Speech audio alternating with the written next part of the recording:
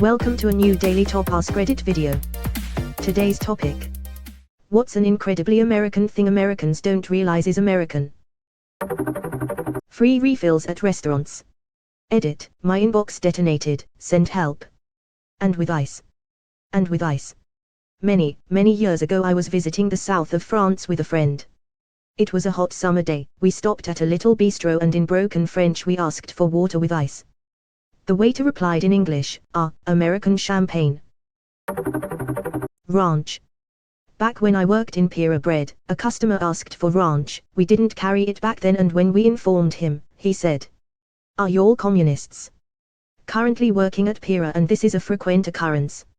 First day in Germany after 24 hours of traveling, I stopped at a Subway and asked for ranch on my sandwich.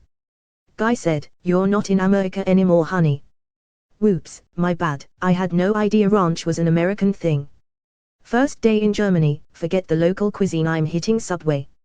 Cool Ranch Doritos are called Cool American in Europe, haha. Prescription drug commercials. Happy dancing while side effects are being listed.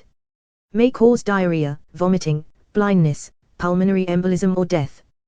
This was the one I noticed the most on my first trip to England. I was watching Winter Olympics and couldn't figure out what was weird, then it finally hit me that there were no medical ads. And my family was just like, yeah, they're illegal here. Which, I think is the right model. It used to be illegal to plainly state what a drug treated, so ads had to just vaguely allude to their indications. Once those restrictions were removed, drug ads exploded. Note also that we have to pay for our own healthcare, so medicine, like everything else, is very much a competitive commercial industry. Thanking military people for their service, then not actually supporting them in any meaningful way. Reminded me of a joke I heard. An old man walks into a grocery store and when checking out, he asks if he could have a discount because he fought in World War II. The cashier says of course and, in a particularly generous mood, gives him a 50% discount. The old man says Dake then leaves. Okay, this made me chuckle. Kinda like the joke about my grandfather dying in a concentration camp. Yeah, he fell from his guard tower. Absurdly protracted election cycles. Election campaigns in the US appear to take a full year, when they typically just last a month or two in most of the countries I've visited. Presidential elections can be closer to 18 months or so if one or both parties have a hotly contested primary. If only it felt that short. Feels like the commercials run all 4 years. Handing your credit card to a stranger, having them walk away, swipe it, then bring it back to like they didn't just put a down payment on a new house with it. Bold of you to assume we have enough money for that to be a concern. Laughs in poor. When you have nothing to lose. When I first started working in hospitality, I had an American customer who just gave me their card. I took it to the register, paid the order with a swipe and gave it back. I was told by my manager to never do that again, lol. That wouldn't have been even slightly unusual here in the US. Sometimes you'll even hand a waiter or bartender your card without receiving the check, if you're in a hurry. American here. When I studied abroad, I was smiling and friendly to strangers. In London they looked like I wanted to steal something from them. LOL, I studied in France when I was in college and lived with a family for the year. Awesome people, but the dad made no secret of his disdain for Americans. I guess it was the mom that must have convinced him to have Americans board with them because he never seemed too pleased about it. Anyway, one of my favorite quotes from Jax was, "You stupid Americans, always walking around smiling, like a bunch of goddamn idiots." The mom started screaming at him for being rude when he said that to us. Another American was boarding as well, but we thought it was hilarious and made it a point to walk around the house smiling and greeting him with an effusive bonjour, monsieur every day. I think we did win him over, eventually. RIP, Jax, may you have eventually found love for Americans in your heart. Edit, no, we did not kill Jax, for those who are asking. This happened back in 1992. My roommate, who is now one of my closest friends, and I kept in touch with the family for years after our time studying there. Sadly, Jax passed of old age about 7 years ago. A rude Frenchman. I've never heard of such a thing. Saw this with my American friends when I lived in Moscow.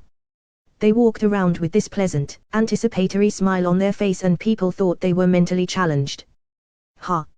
I remember a Russian friend explaining to me that Americans just look like idiots, smiling for no reason all the time. Russians apparently smile when they have something to smile about. I read a paper that basically says it is because of our high immigrant past. Apparently, when people with diverse languages who cannot understand each other verbally all the time are in close quarters with each other, they use physical cues, such as constant smiling, to communicate. Honestly, that will wear off. Spending enough time in Russia would depress the fuck out of anyone. That's not necessarily an American thing, more of a regional thing. Come to the American Northeast, where we ignore you in public as is right and proper. Was gonna say the same thing. When one of my African American neighbors in Pittsburgh learned was an immigrant, she had assumed was white American, she said, was wondering why this white girl was smiling at me. White American, people don't say hi unless they're trying to make you a Mormon. I'm from Vermont and you better believe when I'm walking down the street I'm smiling and even giving a hey to almost every stranger I see. Never knew that was weird until I moved to Florida for a few years. Drive-through ATMs and everything else. I didn't learn we had drive-through liquor stores until later in my life. Drive-through ATMs. This is super normal in the USA. In fact, they aren't always machines. We have drive-through banks. Most banks have a drive-through section you can do simple bank stuff from the car. I've seen this my entire life. The cult of high school/college sports.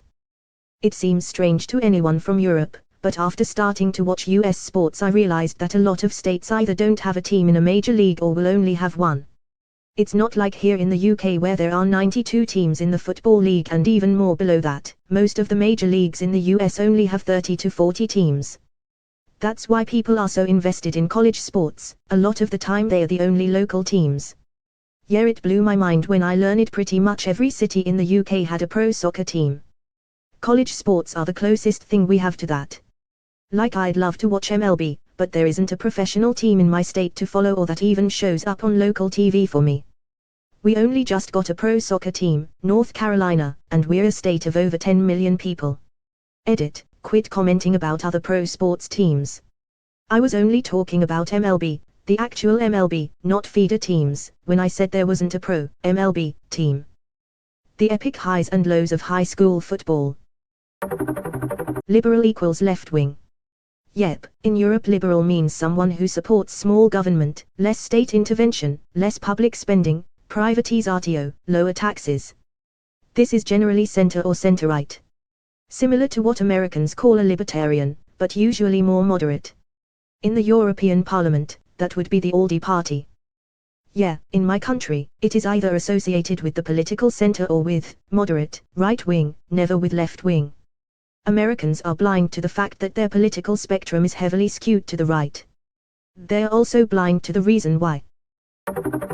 I'm American. When I moved to Australia I was constantly asked 3 questions. 1. How do you pronounce aluminum? 2. How do you pronounce jaguar? 3. Are red Solo cups a real thing? In all the movies whenever there is a house party everyone has a red Solo cup. I was caught completely off guard by the Solo cup question. Ever since then I've been very attentive to these damn red cups. They really are everywhere. Edit, well this blew the fuck up. Keep the questions coming. This is a fun read. I kept getting asked how many guns I owned and whether or not I thought Trump was a good president. When friends and I did a Eurotrip years ago, upon hearing we live in the South, everyone would ask if we had pickup trucks. It's the American pronunciation of squirrel that gets me. Here it's a 2-syllable word. Squirrel kinda. But when my American GF says it comes out kinda like squirrel. The first time she said it I thought she said swirl. It's just 1 syllable. SKWRL. Daily driving pickup trucks. We do that in Australia too kind of. I feel like Australia is what would happen if America and the UK had a baby. Our mate, Aussies don't drive pickups, they drive utes. Not only that, but driving everywhere. I've been living in Germany for 20 years now and when family friends visited us in Germany they were shocked how much we walk or use public transportation here. I, 30 degrees Fahrenheit, don't even have a driver's license, it's never been needed for any of my jobs haha. Edit, Before PPL misunderstand, I'm talking about taking the car places that are 5 to 10 minimum walking distance away due to bad city planning, pedestrian unfriendly places and no sidewalks. In the US it can sometimes just be impossible to walk somewhere. You might be able to see the shop from where you are standing but you still have to drive there. In Europe, a difference of 20 miles can get you through it 4 countries. In the US, 20 miles might get you out of the suburbs. A lot of our infrastructure, sadly, was built around cars. That's less often the case in Europe where an entire city still has roads and buildings that predate cars by centuries. And since they were built back before you could get in a car and drive 500 miles in one day, everything had to build within walking distance of the city center. So it still is that way in a lot of places. But here in the US some people like being isolated and having only residential areas which necessitate getting in your car and driving 15 minutes to the retail area, which is boggling to me.